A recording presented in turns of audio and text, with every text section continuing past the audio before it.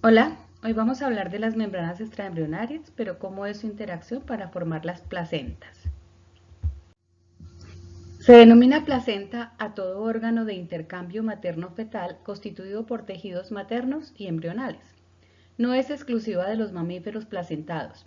Existe en grupos tan diversos como tunicados, elasmobranquios, teleósteos, anfibios y reptiles escamados, además de los mamíferos.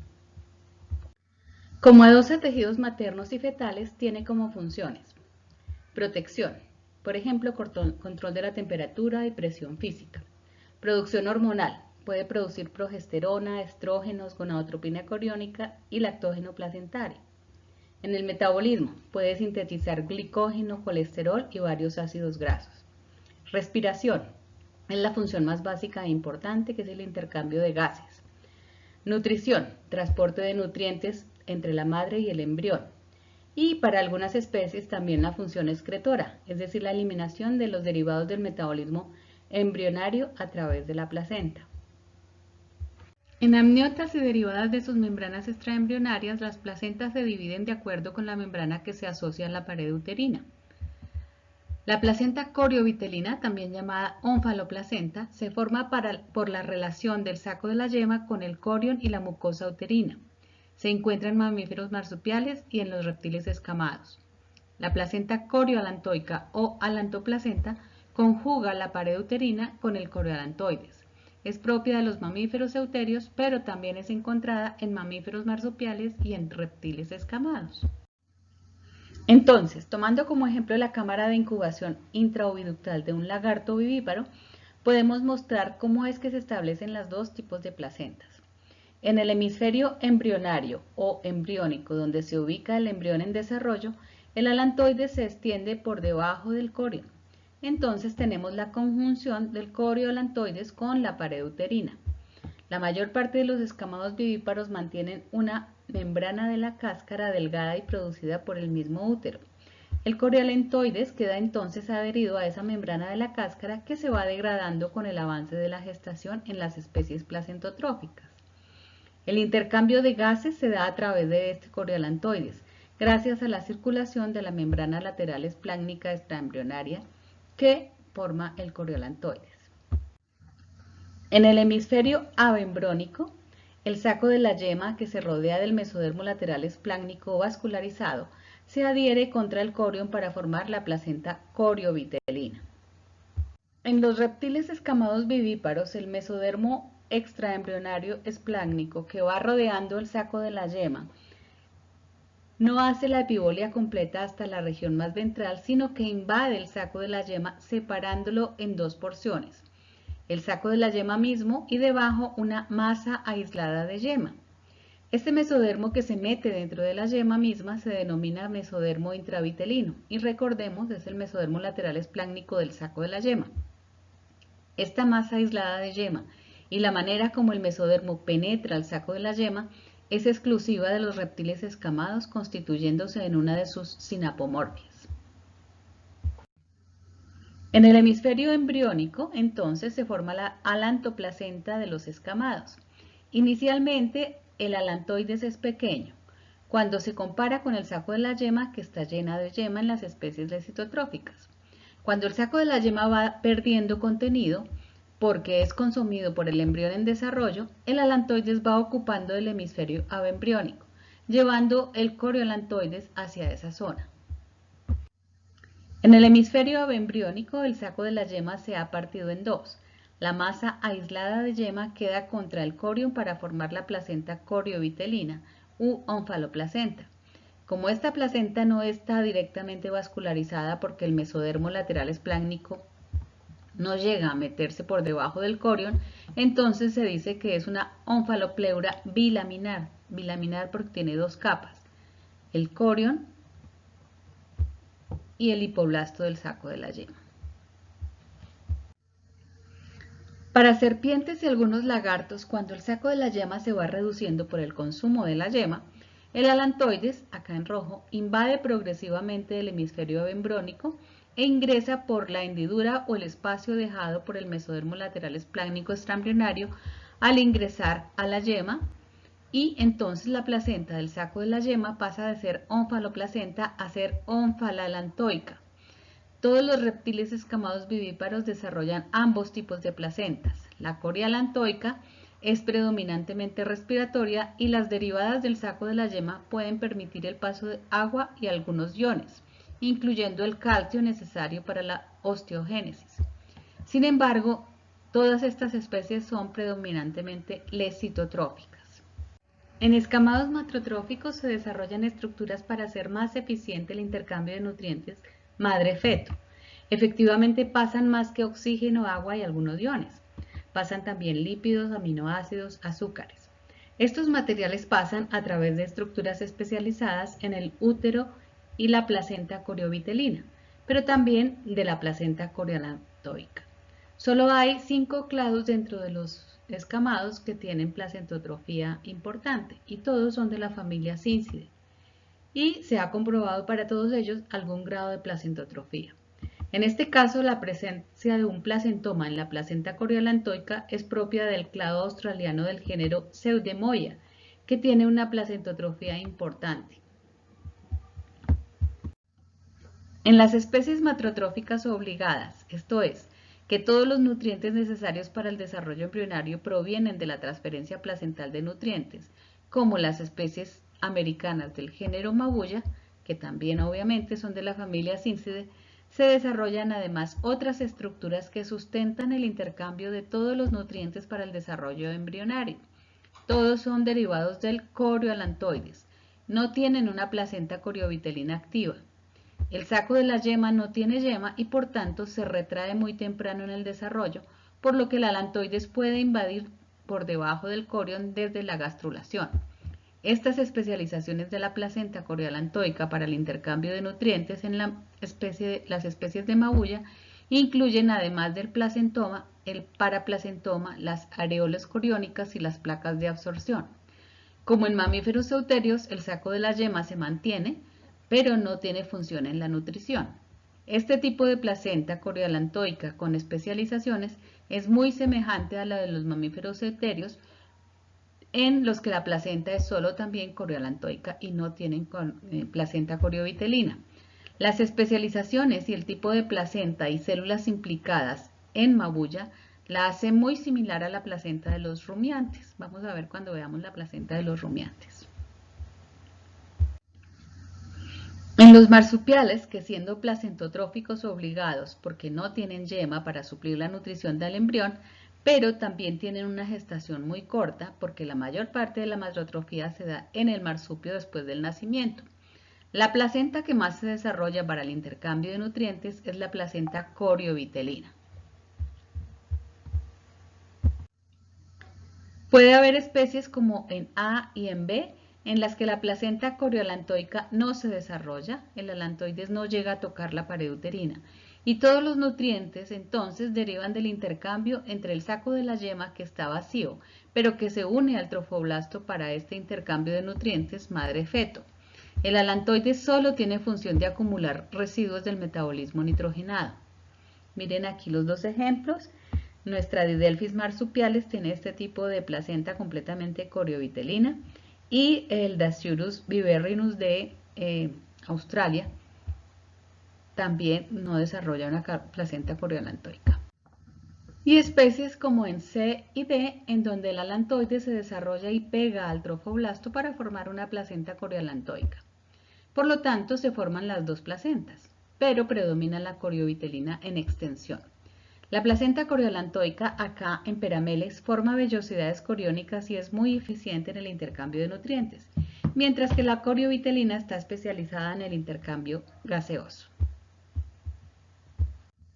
Acá un ejemplo en un canguro pequeño de una placenta coriolantoica y coriovitelina, similar al caso de anteriormente visto en Perameles, en donde se forman vellosidades coriónicas y es importante el intercambio en la coriolantoica, pero la placenta más extensiva es la placenta coriovitelina o del saco de la yema, y por esa placenta el intercambio gaseoso es mucho más importante. En euterios el saco de la yema no forma placenta coriovitelina.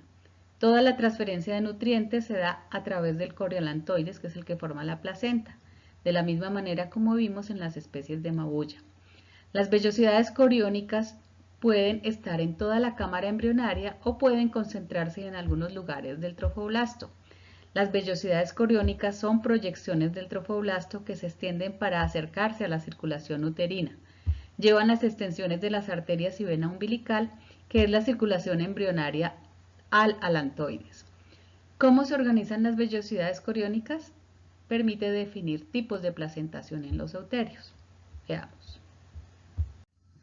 Hay 4 tipos de placentas en euterios dependiendo de cómo se desarrollen esas vellosidades coriónicas. Las placentas difusas, en las que las vellosidades no se concentran en ningún lugar de la cámara embrionaria, propias de los ungulados. Las placentas cotiledonares, en las que se forman cotiledones o botones en donde se concentran estas vellosidades, ocurre en rumiantes. Las zonales, que ocurren en los carnívoros, forman una especie de cinturón que rodea la cámara embrionaria en su región ecuatorial. Y finalmente las discoidales, que son un disco como en la placenta humana de roedores y murciélagos. En la placenta difusa, las vellosidades sobre toda la superficie del corión se forman microcotiledones, que son ramificaciones de las vellosidades coriónicas, siendo más complejas en los microcotiledones de los equinos. Las vellosidades coriónicas en microcotiledones se ponen en íntimo contacto con depresiones o surcos del epitelio uterino. Este tipo de placenta se encuentra en porcinos, equinos, camélidos y cetáceos. Son placentas epiteliocoriales, lo que significa que no se rompe nunca el epitelio de la madre. El epitelio uterino está en contacto con el corión o el trofoblasto. Las vellosidades empujan la mucosa uterina, pero nunca invaden la mucosa. Miremos entonces que las placentas difusas tienen sus vellosidades coriónicas en toda la cámara de incubación formando múltiples microcotiledones. Es también una placenta epiteliocorial. Veamos por qué en la figura de abajo. El tejido fetal está en la parte superior con color café. Están mostrando el tejido conectivo del corealentoides con el vaso sanguíneo que deriva de la circulación umbilical. El límite epitelial es llamado trofectodermo, que es el corión o trofoblasto. Las células del trofoblasto están en el lumen del oviducto adheridas al epitelio oviductal, es decir, al tejido materno acá en azul claro. Miren desde dónde a dónde deben ir los nutrientes y atravesar qué tejidos. Las flechas blancas están mostrando cómo los nutrientes deben salir de la circulación materna, atravesar el endotelio, el conjuntivo, el epitelio uterino, el trofectodermo, el conjuntivo del alantoides, el endotelio del alantoides y entrar a la circulación embrionaria y por ahí alcanzar el cuerpo del embrión. En la placenta cotiledonar, las vellosidades coriónicas se agrupan en rosetas llamadas cotiledones, que se relacionan con las estructuras llamadas carúnculas endometriales, es decir, del útero. Cada cotiledón permite que ambos tejidos interdigiten y acerquen sus circulaciones sanguíneas. Como son ramificados, aumentan la superficie membranal de intercambio materno-fetal. Se encuentran en rumiantes, bovinos y ovinos. Las estructuras uterinas y coriónicas en conjunto conforman una estructura llamada placentoma. Son placentas conjuntivocoriales, lo que significa que las células del trofoblasto son capaces de invadir el epitelio de la mucosa uterina y hacer contacto con el tejido conjuntivo de esta mucosa. En las vacas y ovejas, el trofoblasto o ectodermo extraembrionario sufre sincitialización, sincitiotrofoblasto, de manera que este sincitio entra en contacto directo con el tejido conjuntivo de la mucosa uterina. En el conjuntivo está la circulación materna, así que se eliminó una capa de tejido entre las circulaciones maternas y fetales, el epitelio uterino. Se les llama también sindesmocoriales, porque se forma un sincitio epitelial desde el corión. En las placentas zonales, las vellosidades coriónicas se desarrollan en forma de cinturón alrededor de la zona media de la cámara de incubación. Es propia de los carnívoros. Es endotelio-corial, lo que significa que las células del trofoblasto en las vellosidades coriónicas son capaces de avanzar sobre el conjuntivo y entrar en contacto con el endotelio de los vasos sanguíneos de modo que se elimina una capa más de la conjunción del trofoblasto con la mucosa oviductal. Veamos en la figura de la derecha, en los extremos del cinturón zonal, se ve cómo grandes lagunas de sangre uterina son invadidas por las vellosidades coriónicas, pero no se ha perdido las células del endotelio de los vasos sanguíneos donde están estas lagunas. En las placentas zonales se pierde el conjuntivo y el sincitotrofoblasto entra en contacto con el endotelio de los vasos sanguíneos de la mucosa uterina. Los bordes del cinturón de las vellosidades coriónicas se ven negros porque en esta zona se forman lagunas de sangre materna a las que entra el sincitotrofoblasto y los vasos sanguíneos alantoicos que irrigan estas vellosidades. Entonces, en estas placentas se tienen menos capas de tejido entre las circulaciones maternas y fetales. Se han eliminado el epitelio uterino y el tejido conjuntivo de la mucosa uterina. Esta placenta se llama decidua, porque cuando se da el parto, algo de sangre y tejido se pierden por la ruptura de estas lagunas de sangre cuando se desprende la placenta de la mucosa uterina. En la placenta discoidal, las vellosidades coriónicas se reúnen en un disco. En el hombre es unidiscoidal, en monos puede ser bidiscoidal. También son propias de los roedores y los murciélagos. Son placentas hemocoriales, es decir que el endotelio se pierde y el sincitotrofoblasto de las vellosidades coriónicas entra en directo contacto con las lagunas de sangre abiertas de la circulación de la mucosa uterina. Inicialmente en el desarrollo de las vellosidades coriónicas están en todos los lados y por tanto es difusa, pero posteriormente en el desarrollo las vellosidades coriónicas se desarrollan sobre uno de los lados dando la forma de disco. Recordemos que acá hay implantación. Desde que tenemos el blastocisto, el sincitotrofoblasto eroda el epitelio, el conjuntivo y el endotelio para meterse directamente en la vascularización de la mucosa uterina. Por lo tanto, la relación es mucho más íntima. En la placenta hemocorial, el endodermo del alantoides no ocupa el espacio entre el trofoblasto y el amnios como si lo hacen el resto de los amniotas. Es solo el mesodermo lateral espláncnico extraembrionario que crece y vasculariza el trofoblasto para formar la circulación embrionaria que va a cada vellosidad coriónica, es decir, al coriolantoides. Veamos cómo en la zona del disco las vellosidades coriónicas están bañadas directamente por la sangre materna y entonces los nutrientes solo deben atravesar el trofoblasto, el conjuntivo y el endotelio de la circulación embrionaria. Como hay una zona de íntimo contacto por la implantación dentro de la mucosa uterina, cuando se va a dar el parto, las contracciones del oviducto desprenden esta íntima asociación de la pared uterina con las vellosidades coriónicas del embrión. A la mucosa uterina hipertrofiada que mantiene el embrión se le llama decidua.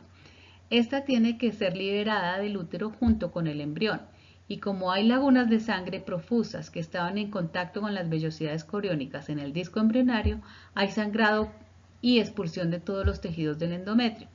La decidua capsular es la que recubre el feto directamente.